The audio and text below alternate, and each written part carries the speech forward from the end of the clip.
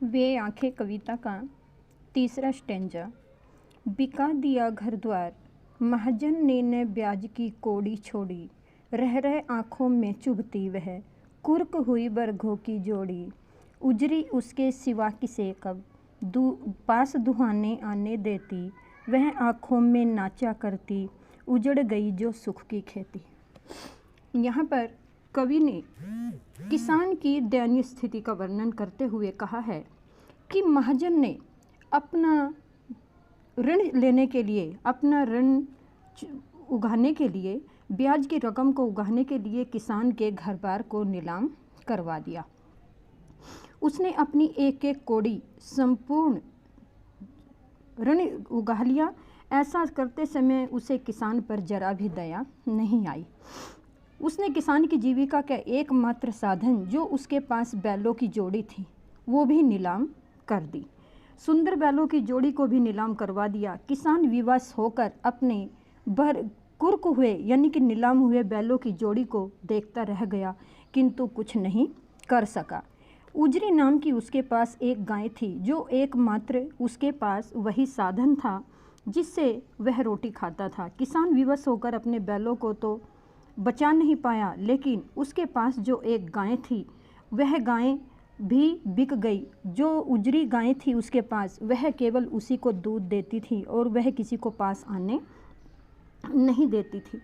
यहाँ पर वह आँखों में नाचा करती उजड़ गई जो सुख की खेती। कभी किसान का घर द्वार, खेत, बैल, गाय सब इतना खुशहाल जीवन था जो रह रह करके उसकी आँखों में चुभ रहा था, देख रहा था। जो उसकी सुख की खेती थी आज वह सारी उजड़ गई है। निम्न पंक्तियों में कवि ने किसान के महाजन के अत्याचारों के नीचे पिसते हुए किसान की दयनीय स्थितियों का मार्मिक चित्रण किया गया है। किसान के पशुओं के प्रति स्नेह को भी उजागर किया है। आँखों में चुभना और आँखों में नाचना मुहावरों का अर्थ प्रयोग हुआ है। अनुप्रास, पुनरुक्ति, प्रकाश अलंकारों का प्रयोग हुआ है। कुर्क व बरधो जैसे लोक भाषा के शब्दों का प्रयोग हुआ है। चौथा स्टेंजा। बिना दवा दर्पण के घरनी, स्वर्ग चली आंखें आती भर, देख रेख के बिना दूध मुही, बिटिया 2 दिन बाद गई मर। घर में विधवा रही पतोहू, लक्ष्मी थी यद्यपि पतिघातीन, पकड़ मंगाया कोतवाल ने, डूब कुएं में मरी एक दिन।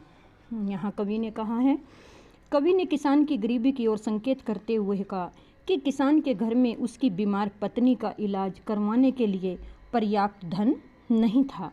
दवाई के इलाज के अभाव में किसान की पत्नी मर जाती है और वह इस स्थिति से और भी परेशान हो जाता है। इतना ही नहीं, बिना देख रेख के उसकी 2 दिन की जो दूध मुही बच्ची है, बिना दूध के वह भी मर जाती है, दम तोड़ देती है। ऐसी दयनीय परिस्थितियों में अपनी पत्नी और बेटी की याद से किसान की आंखें भर जाती हैं। घर में विधवा रही पतोहू, अब उसका जो बेटा था उसे कारकुनों ने मार दिया था। अब घर में विधवा बहू रह गई थी जो कहने को तो घर की लक्ष्मी थी, यद्यपि पति की घातिन थी। कहने का भाव यह है कि हमारे समाज में विधवाओं को पति की हत्यारिन कहकर उसका अपमान किया जाता है। एक दिन कोतवाल ने अपने लोगों को कहा कि जाओ उसको पकड़ करके लेके आओ। कोतवाल जैसे उसे पकड़ने आए और उनका अन्याय चरम सीमा पर पार करते उसकी कुदृष्टि को रखते हुए उसको पकड़ने के लिए आए, उसको अपने पास बुलाया। वह इस कलंक को सहन नहीं कर सकी और जाते हुए कुएं में डूबकर मरकर अपनी जान दे दी। निम्न पंक्तियों में किसान की गरीबी और विवशता का करुणाजनक चित्र अंकित किया गया है। बिना इलाज के पत्नी मर जाती है, बिना दूध के बच्ची मर जाती, जो एक हृदय विदारक घटना है। किसान का पुलिस द्वारा किए गए अत्याचारों का यथार्थ चित्रण है। करुण रस, पूरी पंक्तियों में करुण रस विद्यमान है। किसी नारी को कुएं में डूब मरने के लिए विवश करना उसके प्रति अत्याचारों की चरम सीमा है। अनुप्रास अलंकार का प्रयोग हुआ है। भाषा भावानुकूल है। अब अंतिम पंक्तियों में खैर पैर की जूती जोरू न सही एक दूसरी आती, पर जवान लड़के की सुध कर सांप लौटते फटती छाती।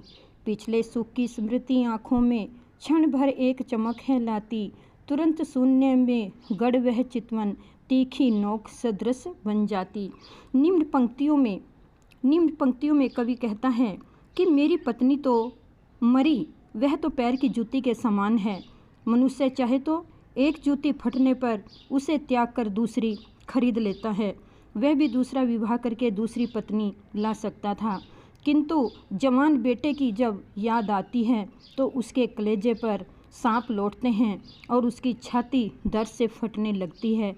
किंतु जवान बेटे की हत्या हो जाने की याद किसान के मन से नहीं निकलती, उसके मन वेदना से भर जाता है। वह जवान बेटे को नहीं बचा पाया, ऐसे में उसके लिए दूसरा विवाह करना उसके लिए साहस नहीं था। किसान अपने पिछले जीवन के सुख की जो स्मृतियां हैं उसकी आंखों में कौंधती हैं, एक क्षण भर एक पल भर आती हैं और चमक देकर चली जाती हैं। अपने लहराते खेतों, बैल गाय पत्नी बेटी आदि की याद से सुख का अनुभव करता है, किंतु उसकी आंखों में निराशा उभर जाती है और उसकी शक्ति जो है वो गड़ जाती है, शून्य में गड़ी रह जाती है। उसके लिए अपने परिवारजनों की स्मृति अत्यंत दुखदाई बन जाती है, यानी कि जो भी दुख थे वे एक तीखी नोक की सदृश बन जाती हैं। निम्न पंक्तियों में कवि ने उपरोक्त पंक्तियों का ही काव्य सौंदर्य बताया है, जो ऊपर है वही इनमें है। बच्चों, मुझे पूर्ण विश्वास है कि ये पंक्तियाँ आपको समझ आ गई होंगी, तो ये पंक्तियाँ आप कंठस्थ करेंगे और इनके प्रश्न उत्तर लिखेंगे।